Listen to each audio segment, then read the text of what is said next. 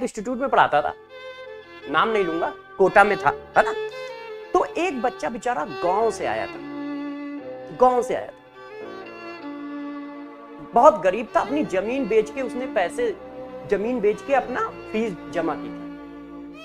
और जब वो आया तो इतनी भीड़ भाड़ में उसको थोड़ा सा पढ़ने में दिक्कत हुई। तो मेरे से मुलाकात हुई, उसने बोला कि सर बहुत ज्यादा दिक्कत आती है, इतनी स्पीड को मैं पकड़ नहीं पाता हूँ और थोड़ा सा देर हो जाती है मुझे इन चीजों को समझने में। तो मैंने बस इतना ही उस बच्चे से कहा, मैंने कहा देखो यार बेटे, तुम सब कुछ कर लोगे मगर हर चीज के लिए एक टाइम लगता है। आपको साइकिल चलाना सीखने में भी कुछ टाइम लगा होगा, जबकि पापा ने तो 2 मिनट में बता दिया होगा कि देखो दोस्त, ये पैडल है बेटा, ये पैडल है, ये ब्रिक है, ये हैंडल है, ठीक है, पैडल चलाना है और ब्रिक को मारना है। मगर आप क्या एक बार में साइकिल चलाना सीख पाए थे? हम एक बार में चलाना सीख पाए थे? नहीं, 1-2 बार गिरे फिर चलाना सीख पाए। मैंने कहा यार इसी तरह से तुम बैच में भी सरवाइव करने में थोड़ा टाइम लोगे। बस मैंने उसको यही एडवाइस दी थी जो आपको दे रहा हूं कि बैच को फॉलो करते रहना। मतलब हेडल आएंगी, परेशानियां आएंगी, तुम उनको सहते जाओ और बैच के पैरेलल में चलने की कोशिश करो। मतलब जब टीचर चैप्टर खत्म कर रहा है तो आप भी चैप्टर खत्म करो, ठीक है, टीचर नया चैप्टर चालू कर रहा है तो आप भी नया चैप्टर चालू करो। इस तरह से टीचर के एकदम पैरेलल चलो। उस बच्चे ने पूरे साल उस चीज को करने की कोशिश की और लगा रहा, मगर वो बच्चे ने कभी गिव अप नहीं किया।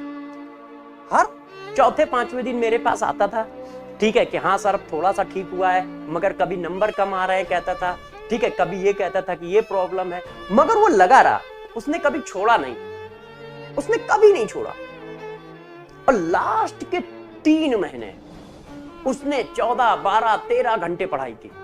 शुरुआत में तो ऐसे ही 12th में था तो आपके साथ चल रहा था, आपकी तरह लगा हुआ था बिल्कुल, मगर लास्ट के तो 1.5-2 महीने 3 महीने थे, उसमें उसने 12-13 घंटे निकाले। क्योंकि बैच खत्म हो जाता है तो बच्चों को बहुत ज्यादा टाइम मिलता है पढ़ने के लिए, सेल्फ स्टडी के लिए।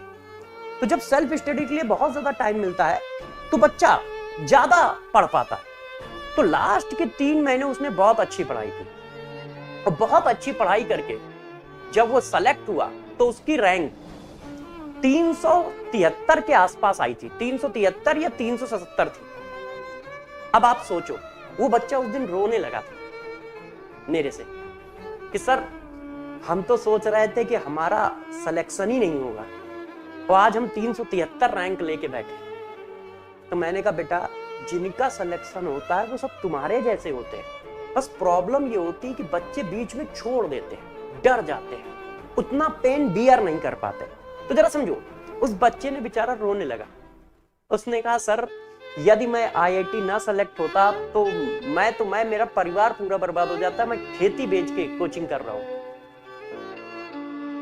और 373 या 377 रैंक सेलेक्ट हुआ। अब जब बात होती है तो उसके पास जीवन की सारी चीजें जो उसको चाहिए होती है।